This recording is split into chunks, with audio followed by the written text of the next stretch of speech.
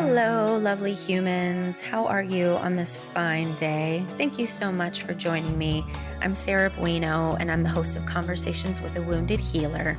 If this intro sounds a little bit different today, it's because I am recording in one of my fine friends' apartments. It's actually upstairs from my apartment because my internet is down. Boo-hoo. It's so funny how paralyzed we can become when our internet is not working. And literally everything that I had to do this week, I had to find another place to do it. So it's really interesting how reliant we have become on technology. At any rate, the person that I interviewed today is actually highly reliant on technology as well. And I am so fucking excited to introduce you to Gregory Scott. So Gregory Scott is an expert tarot reader, numerologist, and astrologer from Brighton, United Kingdom. He provides people with guidance and decisions that shape their future.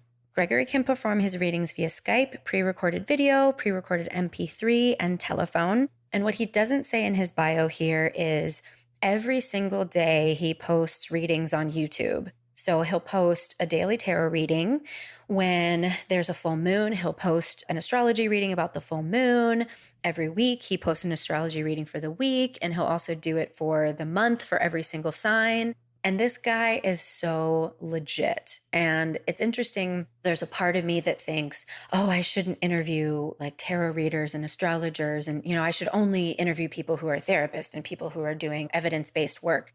But fuck that, because there is evidence that there's something to it. And the reason, I think I've said this on different interviews before, the reason that I've come to believe in astrology is that when I work with my clients, when you see a bunch of different people in a week and the majority of them come in with issues under the same umbrella theme, you're like, there's something to this collective unconscious, something with the stars kind of guiding us. So truthfully, that's one of the reasons that I've come to believe in astrology. And I've talked before about my therapist and how she uses astrology. And every time I've gone into her and I'm like, Susan, what the fuck is happening in the cosmos right now? And she'll tell me, and it always makes sense. And truthfully, it makes me feel better. It makes me feel like I'm not alone. So it kind of gives me that common humanity that I really need as a person who tends to isolate in my own pain. So that's my take on astrology. You don't have to be into it, but whether you're into astrology or not, you're going to be into this interview with Gregory Scott because he gets really into his own journey through addiction and how he came to find his authentic self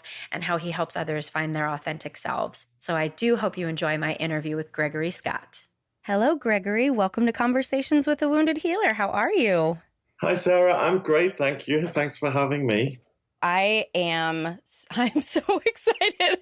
I was fangirling out just a second ago. So I just want to tell you and the listeners how this came to be. I'm super curious about astrology. My therapist knows a lot about astrology, so she talks about it all the time. And every time I've watched or listened to somebody talk about astrology, I just kind of tune out because it's too complicated and It's just not relatable. And so one of my best friends sent me your video for the full moon on May 18th. And first of all, I understood everything you were saying and I laughed my ass off. You said something about like, here, Pluto, you fix this for me. LOL, thanks.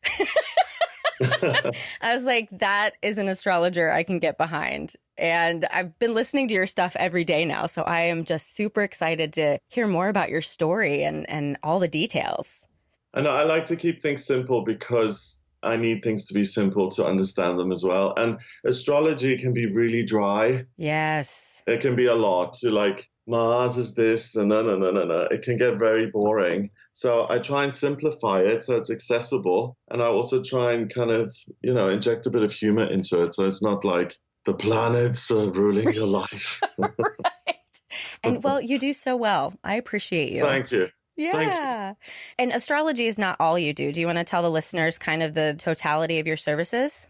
Yeah, what I do is I call myself an intuitive astrologer. I use numerology, tarot, and astrology. And I have so much earth in my sign. I'm a Virgo, and I'm a very practical person. So I haven't been very spiritual for the entirety of my life. I kind of had a spiritual awakening when I was 29, and I started to meditate. And I'd always been interested in the tarot, But once I started to meditate, I really kind of increased my intuition and it just became stronger and stronger. So because I'm so earthy, the divination systems I use, I read the symbols, and as I read the symbols, I kind of get intuitive messages in.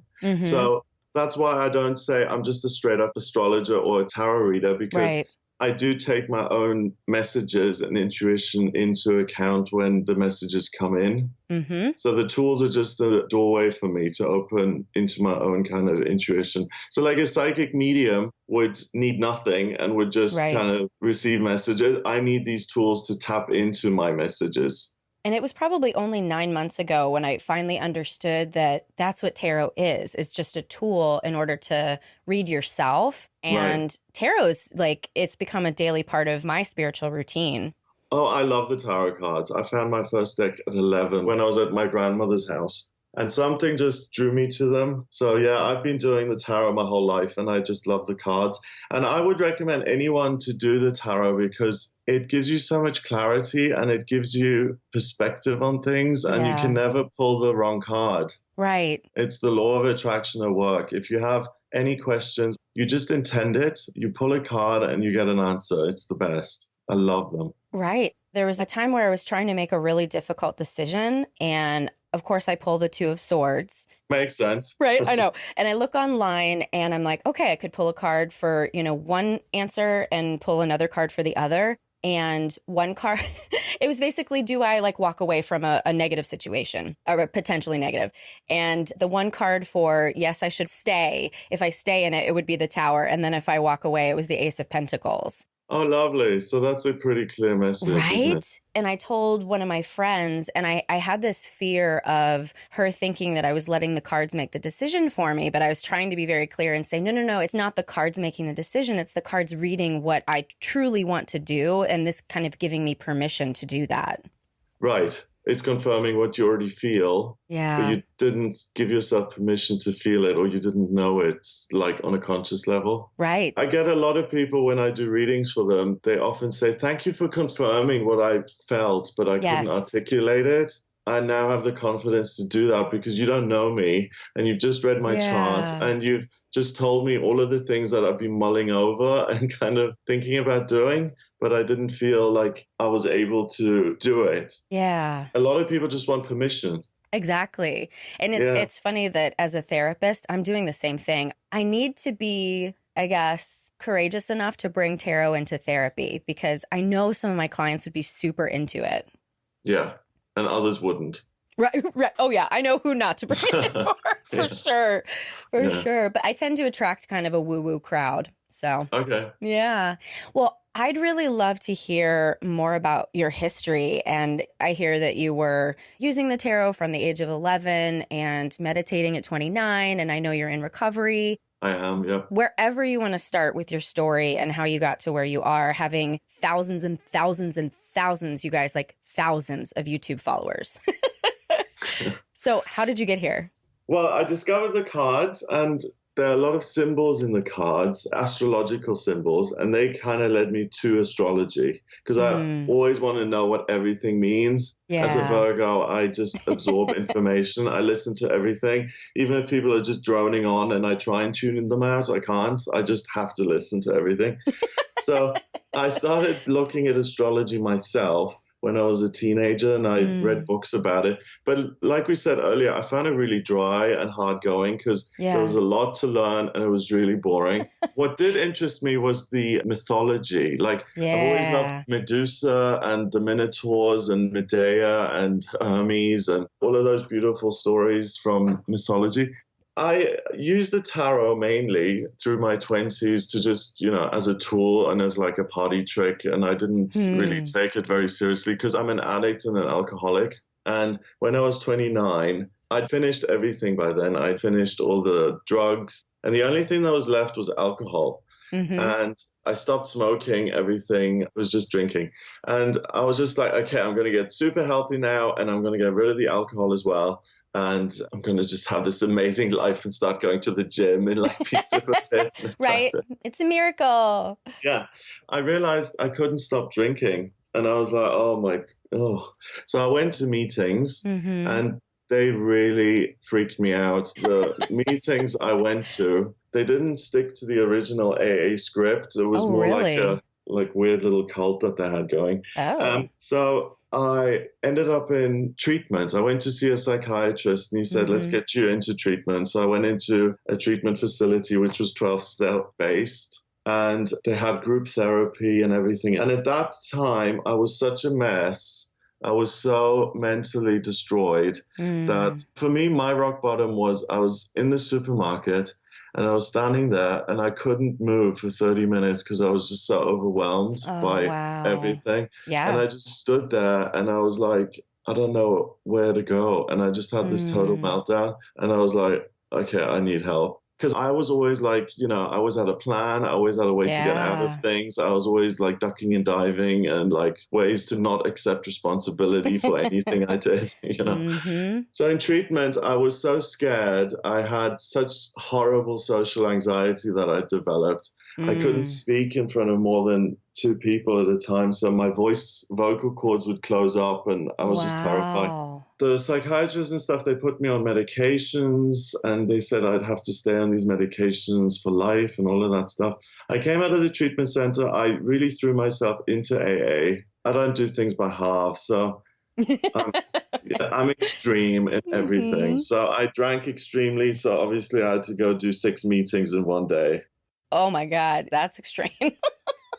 Just special like that. Right. So I did lots of meetings for the first year. I ddid 2 meetings a day. Wow. And when I see people coming into the rooms these days, I'm just like, why are all these people in such good shape coming in here? Because when I came in, I was like shaking. I couldn't stay on the seat. I couldn't speak. I couldn't look anyone in the eye. Yeah. I was terrified. I was sweating buckets. And I see these newcomers coming in these days and they're like, hi, everybody. My name is like, wow. Do you even need to be here? Do you have a problem? Anyway, I did have a problem. After the first year, I really realized how nuts I really was, like looking back on that first year. And then at 2 years, I was just like, wow, I've come a long way. And I really had been insane, like for my 20s. It's been my 9th birthday. Congratulations. Thank you. And every year it's got better and better. But in the rehab, they were kind of direct with me. And one of the counselors just said, Greg, once you get out of here, you need to get a sponsor and you need to do the steps. But when you do your 11th step, you need to find a genuine connection with a higher power. That's a genuine connection. Otherwise, you're going to relapse and die. Oh, okay. And that's that. I need people to talk to me directly. Like if someone kind of wishy-washy's around it, you need to be direct with me to get through to me because I'm just like, yeah, whatever. Right. So I took that on board. I was like, wow, okay. And I tried different meditation things. I ultimately ended up with one that did work for me. And TM, it was right? Yeah, transcendental meditation. And it was like, hallelujah. It was like an epiphany moment. Like I could take the washing machine that never ends. I could take off for the first time. And also, I'm gay and loneliness had always been this huge factor. And it's like, oh, if you had my life, you'd drink too. Yeah.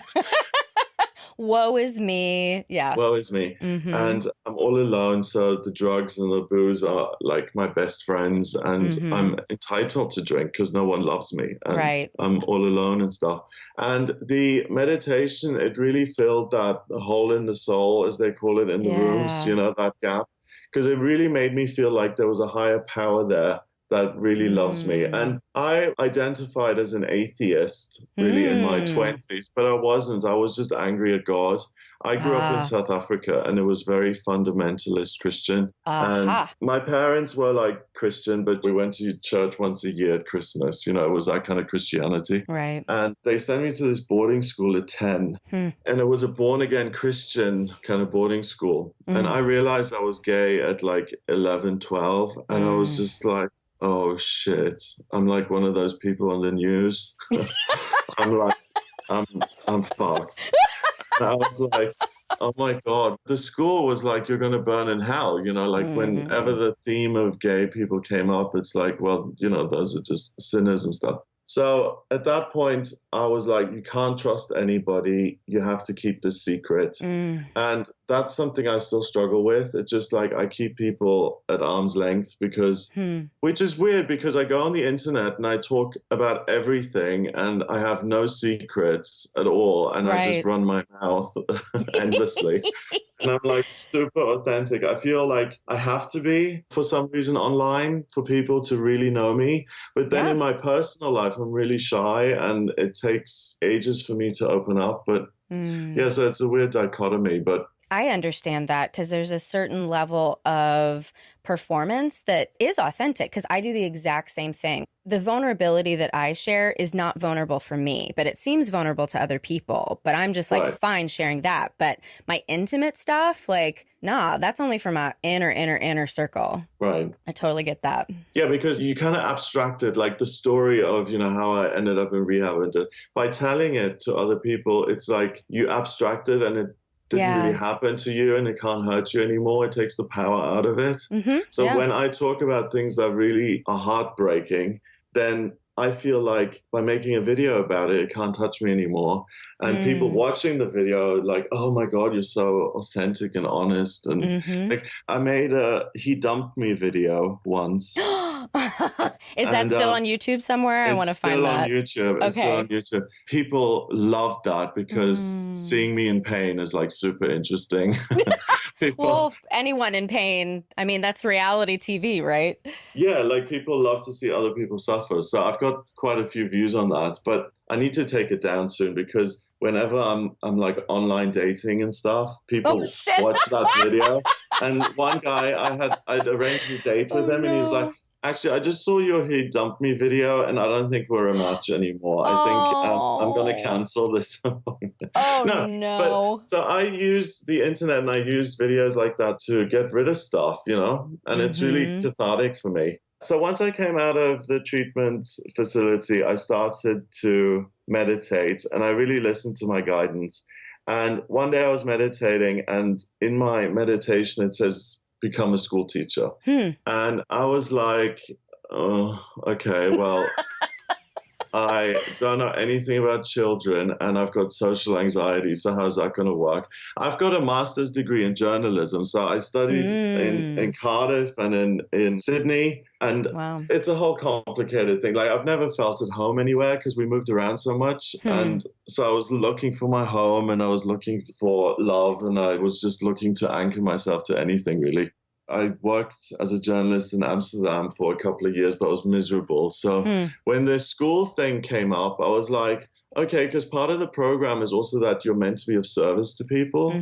And I thought that by teaching, I could be of service to people. And I wasn't a very good teacher, so I don't know how much service I did. But it cured my social anxiety, which was good. Yeah. So it now allows me to speak in front of people. Although even doing this kind of interview, like at the beginning, my voice was shaking a little bit. I do still kind of get it sometimes. But then I kept meditating because I really didn't enjoy being a teacher. And I got the message one day in my meditation, and it's very banal and simple. And it just said, take your daily tarot reading and put it on YouTube. Wow. And I didn't know anything about YouTube. I thought you had to like pay to upload or to be invited or special or something.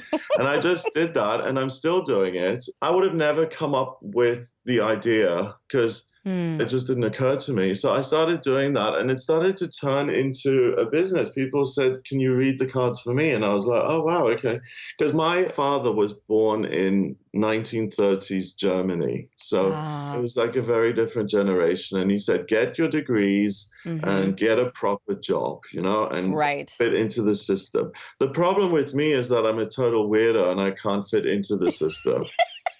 Same. You know? Yeah. Okay, so you can relate. Like 50-year-old men hate me. Oh, yeah. They don't like the homo from South Africa who's like just always talking about his feelings, you know? Like, they're just like, we want you to sell a product, just shut up. So I was like, okay, so I'm not fitting in. I'm not enjoying this. I started doing the videos on YouTube. And before that, while I was a teacher, I'd taken a distance learning course in astrology as well for like 2-3 years or something. So I was able to do the astrology. So I started doing the tarot readings. I added the astrology to it.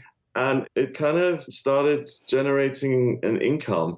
But because I'm an earth sign, money to me has been a huge thing in my life. Like I was just so broke in my 20s. It was just horrific. It was like this poverty spiral that you can't get out of. You live month to month. And the companies that I worked for deliberately did that so you wouldn't quit because you need your monthly income. Oh, yeah. You can only just get by for the next 30 days. Yep. So I think that's the law of manifestation. If you desperately want money and you do work for the money, you'll never see a cent because you're squeezing the life out of it. Money is an energy and it just runs away from you, right? Wow. It's like anything. If you want love, if you desperately need to be loved, then you squeeze the life out of love, which is an energy, and you'll never see anyone care about you. When you fill that hole in yourself, so if you feel rich inside yourself, if you feel loved internally, which I've only been able to do through meditation. Yeah. So that's a gift from the universe to me. It's when you feel that need internally that it's matched externally. Yeah. So because I felt richer inside of myself and I didn't feel like it doesn't matter if I live in a crummy little place, it doesn't reflect on me as a person. It doesn't mean that I'm not valuable as a human being. I have value and money has nothing to do with that. And once I got that, I started to make a bit of an income with these readings. And once it was half of my day job's income as a teacher, I actually thought, you know what, I'm going to let go of the teaching. I'm going to take a risk. I'm going to make these readings full time. And I was able to bring the income back up to what I was earning as a teacher. Wow. And I had my own job, my own business. Yeah. And I could have never imagined that. No one in my family has been self-employed. Wow. And me, the social anxiety, drug addict, alcoholic, like something being on YouTube is like, what the fuck? So it was very surprising. So that's how you got here. That's how I got onto YouTube. It was given to me. I could have never imagined it myself. I love your story. Thank you for sharing all of that. And I try to tell people that too about like when you're on your path that the universe wants you to be on, things just kind of roll out like the red carpet. And not that there's no pain involved in that and no hard work, but it's been like the past 5 years since I've owned my own business where I really am trying to get with my higher self and get authentic answers. And whenever I make a choice that's off my path, I can feel it. The vibration is different and I can just feel it. And you struggle. Yeah. That is an understatement. Yeah. Yeah. If I'm in charge of my life, I run it into the ground. Yeah. My best thinking gets me into rehab. Right. So I have to get out of the driver's seat and let my higher self take over and take charge of my life. And I have to trust it. That's a huge thing as well. Right. But once you start to see the higher self taking over and changing your life for the better, you have evidence and you can see it working in your life. So I'm totally hands off. I'm just like, universe, tell me what I'm supposed to be doing. And I try and input as little of myself as I possibly can. Yeah. And you say that you're a weirdo. And I think I'm a weirdo too, but I think the way that Western culture has shaped our thinking is what's weird, truly, because when we are living with our higher self, things are functioning much, much better. I mean, I see people every day in treatment who come in and they've got these amazing jobs and these amazing families, and they're like, why am I not happy? And I'm like, this isn't your life. You've created something that's not yours. Yeah. I see it all the time. And I try. It's society that's sick. Yes, yes. It's our culture that tells us we need all of these things to be happy. And that's why I think everyone could benefit from the 12 steps because as a society, we're not doing very well, I think. So I don't mind being labeled as a weirdo because, yes, I don't fit into the norm and the conventions of this society. And I'm proud of that. Yeah. Because the norms and conventions of this society are greed and cruelty and competition. Scarcity. And not caring. And not caring about your fellow man.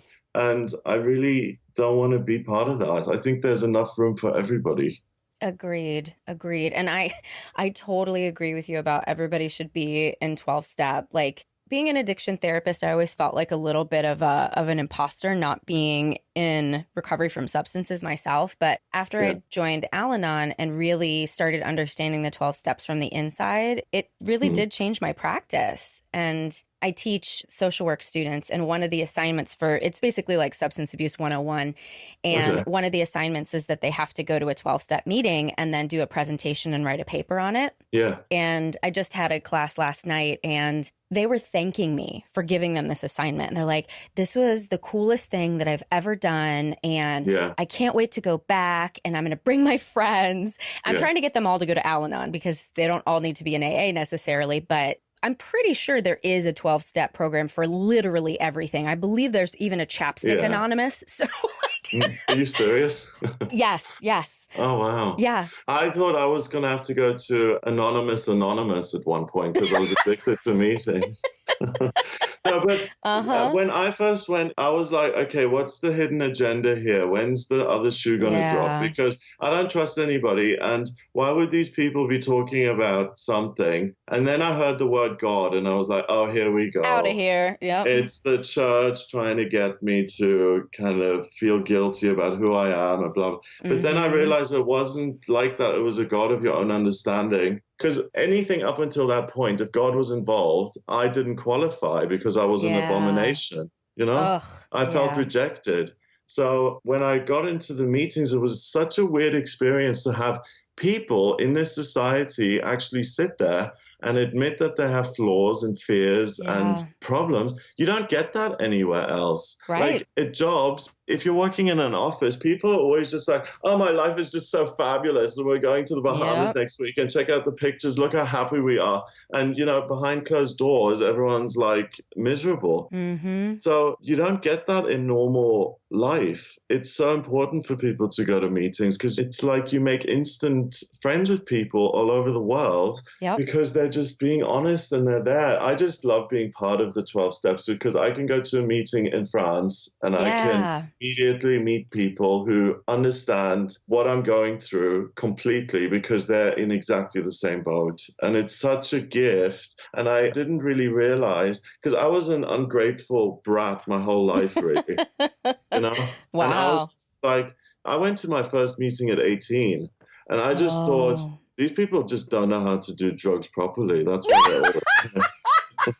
That is not the first time I've heard that. That's awesome. I was just like, well, I can do it better. So you people are like losers. Yeah.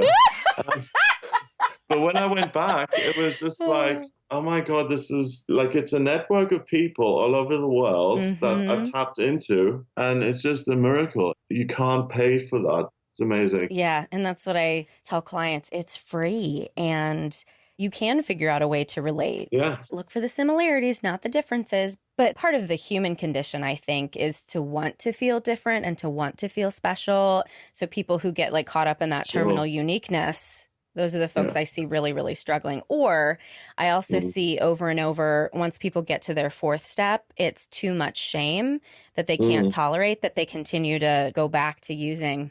Yeah. I found that surprising because I am like born in Germany. I'm gay. I'm an astrologer. And if I can identify in the rooms and if I can feel like I'm just the same as everybody else, it doesn't get much more niche than me. Right. But the other thing is when I got to my step 4, I couldn't wait to do it because I was just like, I am such a mess. Please show me why I am so full of self-hatred and why I can't look at myself in the mirror. Let's please just do this. Like my inventory sheets, we did it with sheets, you know, with the columns. Yep. And I had like, I think 33 pages of fears. Wow. They talk about the 100 forms of fears, and I was just riddled with fear. Yeah. I didn't have that many resentments. A couple of pages. And I didn't have a lot of sexual harm. That wasn't my issue. My big thing was the fear. That's how I was crippled, really. Right. So I couldn't wait to look at that stuff, to let it go, you know, and to share it with someone because it's like, wow, I've just shared the deepest, darkest, worst things about myself that I have been so afraid of. Like, I'm going to take this to my grave. And I've just shared it with Mm, someone, and they've been like, oh, yeah, I've heard so much worse. And I was like, right. oh my God, like, what? Like, I can Yeah. exist with other people. It made me right sized, you know, Yeah. like I was a tiny little nothing, like a smurf size wise in terms of my self esteem. Mm-hmm. And once I shared that with another person, I just grew by 6 foot. Yeah. It was amazing. I just felt like reconnected to humanity. And it makes sense because when you talk about your fears kind of being the biggest thing, and then meditation giving you a connection to a higher power, that kind of transformed into faith, right? And so I think Yeah, faith is the cure to fear. absolutely. And it's not something that happens overnight. Right, It's right. like the whole thing of I can say I'm an alcoholic, but the saying it and admitting it is one thing, but for it to be anchored and for you to actually feel it, Right. that takes months. And with the Mm-hmm. faith thing, I can meditate and, sit cross-legged and go and stuff. And I Mm-hmm. can do that for a while. But to actually feel a connection with something out there that loves you and that's bigger than you and Mm-hmm. that has an amazing plan for your life, that takes a while to build. Yeah. With the whole faith thing, I was always like, it's all right for you people who are dumb enough to have faith, Right, right. because It's a crutch. yeah, because Mm-hmm. I wish I was as dumb as you so I could just have faith and have this trust in my life. Yeah. But I'm just so intelligent and so special that Yep. I just don't get to believe and I just don't get to have that support in my life. And Mm-hmm. when I was able to let go of that and realize that I'm just like everyone else and that I'm not really that clever at all, Mm-hmm. and I saw the evidence in my life, that's when I was able to start having some faith. Yeah, that's such a cool transformation. It is. I feel like I'm living 2 lifetimes in one. I often really feel that about many of my clients and the people that I see who identify as alcoholics and addicts, that like, Yeah. how the fuck have you done so many things in one lifetime? It's crazy. It's like Yeah. definitely like cats with 9 lives for sure. Right. I feel like I'm the same person, but I'm a completely different person. I'm Yeah. always that little 5-year-old boy who doesn't have a clue, but Yeah. I pretended to have a clue for the first 29 years and I put on this big facade and this Mm-hmm. front. And now that's just been stripped away. And I just try and be as genuine as possible. And by doing that and not getting involved in my life, that's such a weird thing to say, but Right. keeping my thinking out of my life, trying to keep what I think is best for me out of my life, and instead deferring to something bigger than me that's more powerful. And that in itself, for any alcoholic and addict to Yeah. say, I am not God, I am not the center of the universe, is like error does not compute. Right, right. Because I am like it. I'm the center of the universe and everything revolves around me. And once I was able to let go of that, it was just like, What a thank God. relief. Yeah. It's such a relief. Yeah. It is. It is. Well, let's shift into the healer question. I'm really curious your answer to this. Would you consider yourself a healer?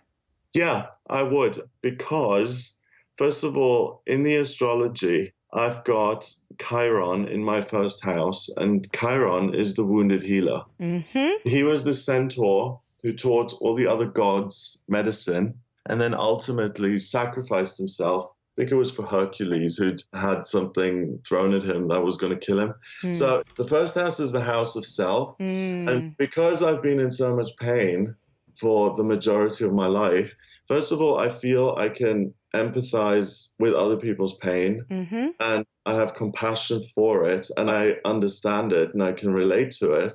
And second of all, I have a tool by the Yep. astrology to take that pain and to transform it into something that's going to be that person's biggest strength. Because once you Mm-hmm. heal your wounds, that's what Chiron is all about. It's like it's the biggest problem in your life until you transform it to become your greatest strength. It's like a scar. If you Yeah. cut your skin, once that cut is healed, the scar tissue is much stronger than the skin around it. Yeah. So when you actually face your fears and you embrace them, and then you look at how you can rebuild in an authentic way, and that's what the astrology and the tarot helps you do, because it Yeah. gives you a roadmap for what you're good at, what your life purpose is. And it's like a shortcut to, if you're meditating and if you're doing the best, but you're not getting all the answers, it's like a shortcut. It's a support system. It's like a scaffolding that holds you while you're discovering things for yourself.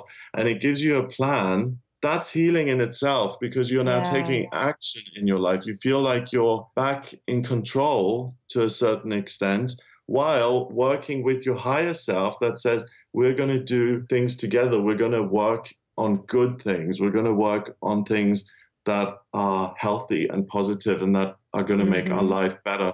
So for me to be a facilitator and be in the middle of that and talk to someone who's in pain, to look at their chart, to analyze it, to see what they're good at, to tell them, this is what you're good at, try it, for them to actually then do that and thrive. And to watch that transformation is such a privilege for me. Right. Yeah. And that's what I consider healing. So I would consider myself a wounded healer, because I'm in pain and trying to make the best of my life. And that's what I try and do for the people I work with as well. Yeah.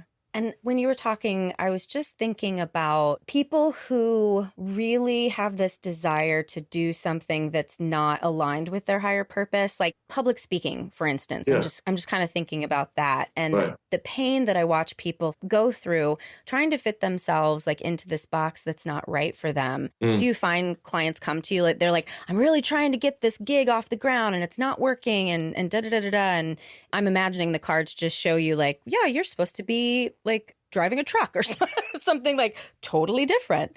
Yeah, I do. People who are totally out of touch with their own feelings and their own intuition sometimes are on completely the wrong path. I've got people who are meant to be communicative healers, so therapists and hypnotherapists and even physical healers like massage therapists, chiropractors, nurses, doctors, working in sales. Yes. I get people who are totally out of touch with their own nature. And then I say, well, do you know what? I'm sorry, but I disagree. I don't think you should be the number one salesperson in the country. I think that you need to retrain and do this. But it's my opinion. Certainly mull that over and decide for yourself. This is just what I think. And no one's going to have a better understanding of you and your life than you yourself. So that kind of message forces people to look within at least and to check in with themselves for the first time sometimes.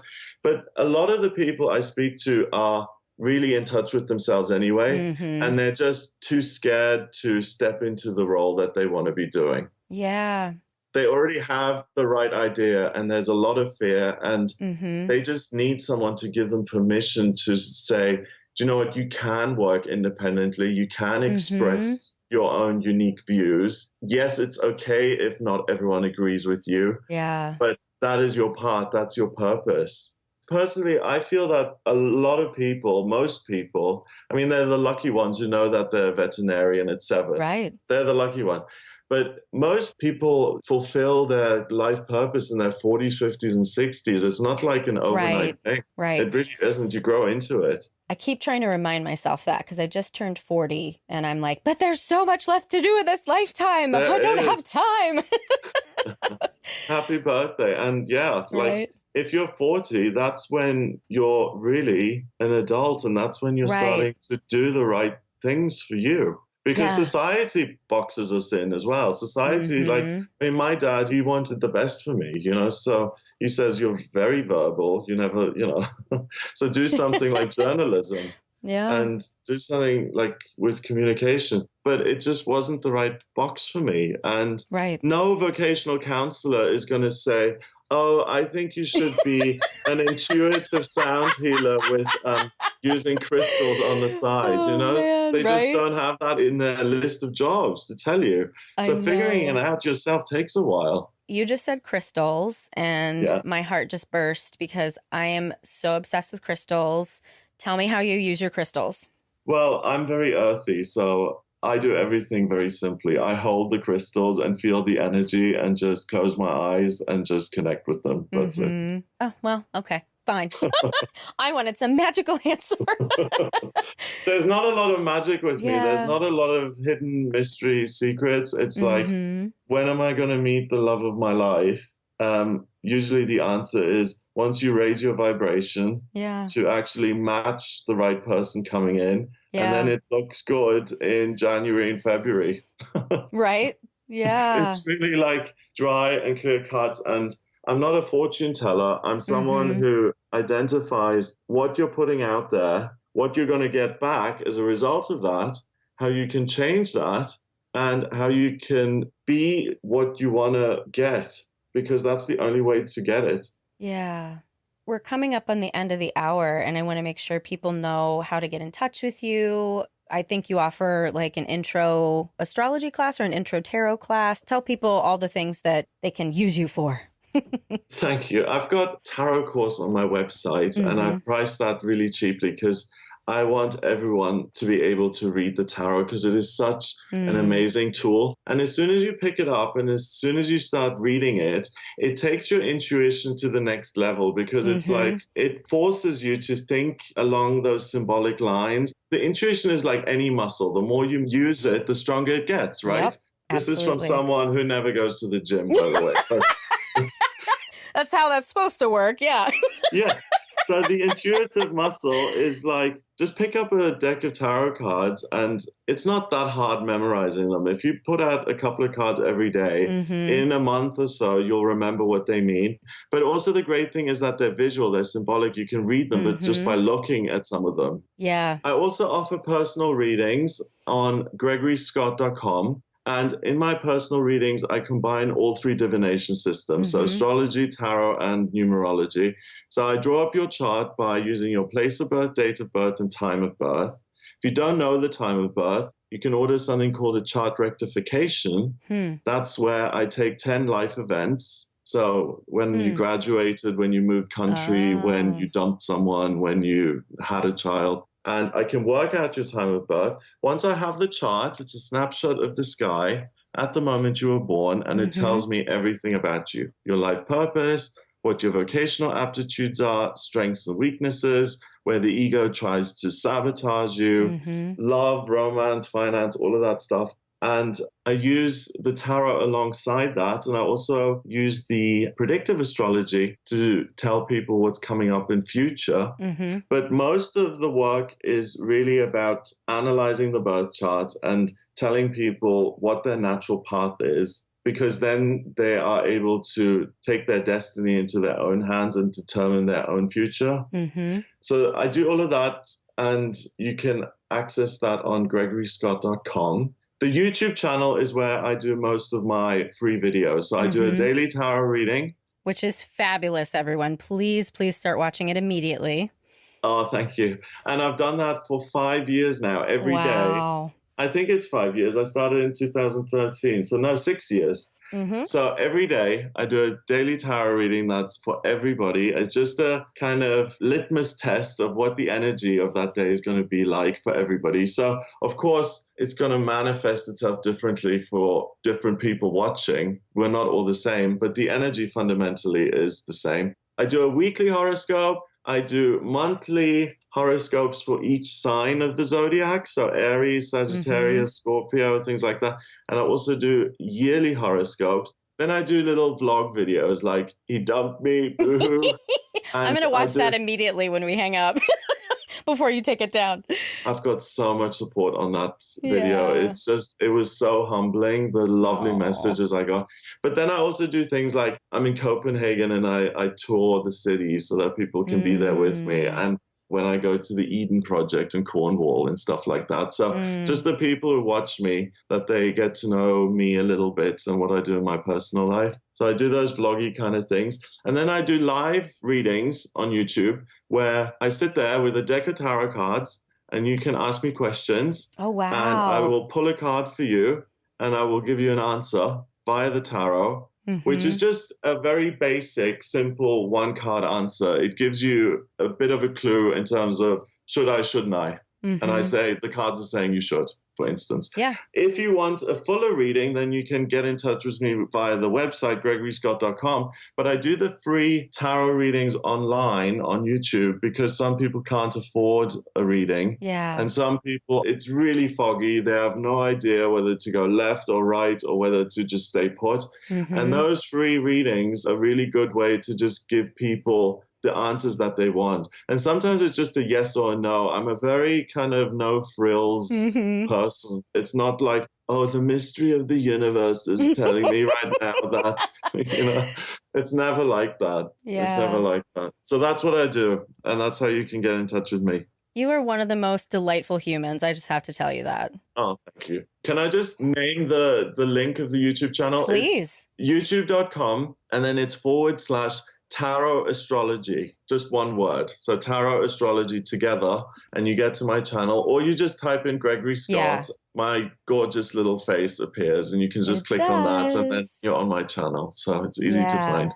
I've been watching it daily, and it's a delight. It's a delight. And I watched today's last night, and it was exactly literally what I talked about with my therapist earlier that day. You see, we all tap into the same energy. It's that collective unconscious that Jung was speaking about. We all have access to it. Yes. It's just whether we allow ourselves to go there. Yeah. That's what I try and encourage people to do, because you know the answers about you much more than any outside person will ever know. Absolutely. Your higher self at least does anyway, once you get the guck away. Exactly. Once you clear that thing and the dirt that obscures your connection to your higher self, once you clear that out, then you don't need people like me, because you can answer those things yourself. And that's why reading the cards for yourself or just knowing what your higher self says, that's the best advice you can ever get. Absolutely. Well, this was such a pleasure. I'm so happy to get up early to talk to you. Yeah, thank you. It's a pleasure for me to. I love talking about myself, so this was a pleasure for me as well. I love that. So few people say that, but I also love talking about myself, so thank you. I love the sound of my own voice as well. I do too. That's why I have a podcast, right? That's exactly why we do what we do. Thank you so, so much for listening to my episode with Gregory. Wasn't he absolutely a delight? I just can't get enough of watching him on YouTube. Pretty much every single day, I'm watching his readings now. So you can find more about him on our website at www.headhearttherapy.com/podcast. And thanks as always to the Creative Imposter Studios for editing, to Liam O'Donnell for the album art, and to Ben Mueller for our theme music. To find more information about us at Head Heart Therapy, you can go to the Head Heart Therapy website. You can follow me on Instagram at Head Heart Therapy. You can follow me on Facebook at Head Heart Therapy. And what else? I don't know. You guys know where to find me. Thanks so much. Until next time. Bye-bye.